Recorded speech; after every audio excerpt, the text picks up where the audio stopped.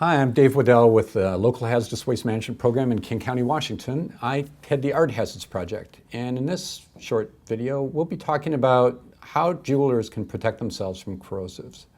When I'm saying protect yourself, what I'm talking about is protecting your skin, protecting your eyes, and protecting your lungs. So in terms of skin protection from corrosives, this woman's definitely looked like she's doing it. She's got her eye protection on, she's got big gloves on, wearing a nice big apron. That looks pretty solid. So what is proper skin protection for acids? Long sleeve shirt, pants that go all the way down to your ankles, long gloves, closed-toed shoes. So those Birkenstocks look great, but anything that splashes down on them can get on your feet. A splash apron is great, like the one that our model is wearing. And a face shield is terrific, like the woman in the last photo had. Now, you don't have to wear all of these things, but if you can get at them, it's going to keep you much better protected. If you're wearing disposable gloves, whether they're latex or nitrile like these, they're okay with diluted acids, but they're not very thick and they're not very durable. So for concentrated acids, we do not recommend that you wear disposable gloves. What you want is, like our initial person here, is to wear acid-resistant reusable gloves. Now, they're reusable for a while, but once they've gotten to that point, stop using them. They're not that expensive. Throw away corroded, discolored, stained gloves and replace them with new ones. Because at some point, these things are going to break down and those corrosive acids are going to get through and get on your skin. In terms of eye protection, you want to wear something that's actually sealing around the perimeter of your eye, like the doggles that we see in our photo here. Anytime you're working with corrosive liquids, you need to wear goggles. These are nice goggles. Working with your acids naked, really not recommended. It's okay at Burning Man, but that's about it.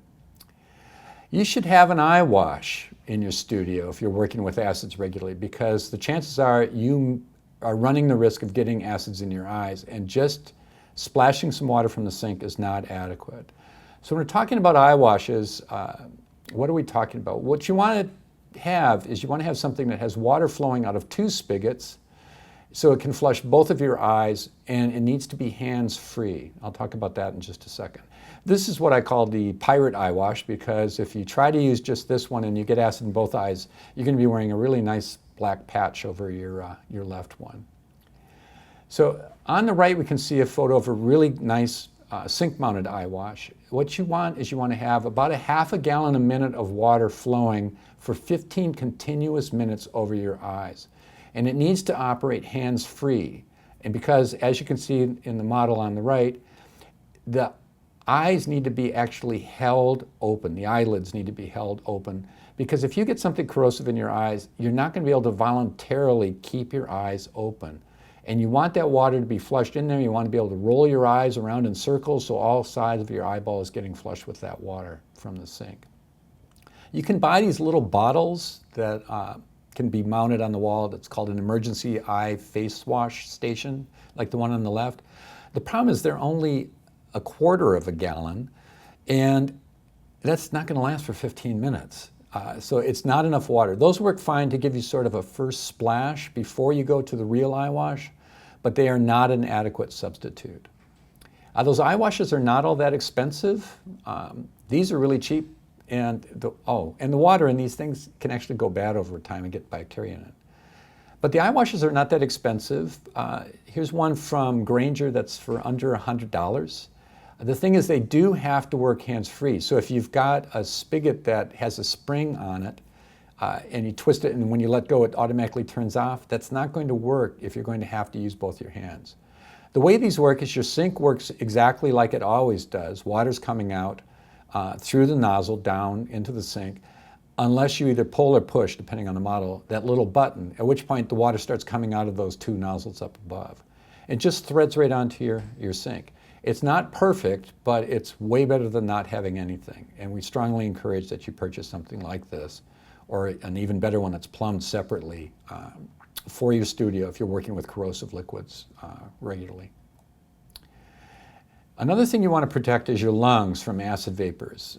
So you can buy a respirator like the one I'm wearing on the left there. That one's actually got an organic vapor cartridge, but you can buy acid gas cartridges for those type of respirators. They just screw on or snap on. And then you just want to make sure that that fits tightly over your nose and your cheeks, has the two straps on it. And that will, there's neutralizing material inside those cartridges that will neutralize the acid vapors that you're inhaling before it can get into your lungs.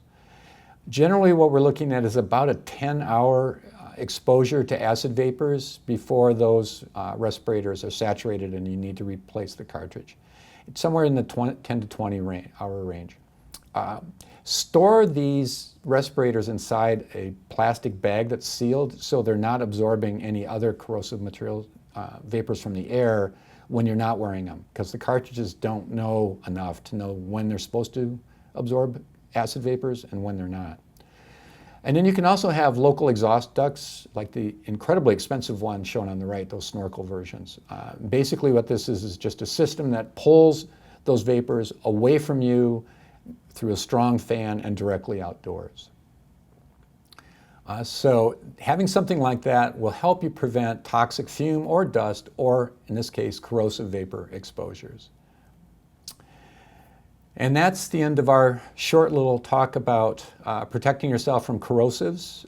These are compounds that we tend to be a little more relaxed about when we've worked with them for a long time. But realize that these things can really burn your skin and your lungs and your eyes, and you need to protect yourself.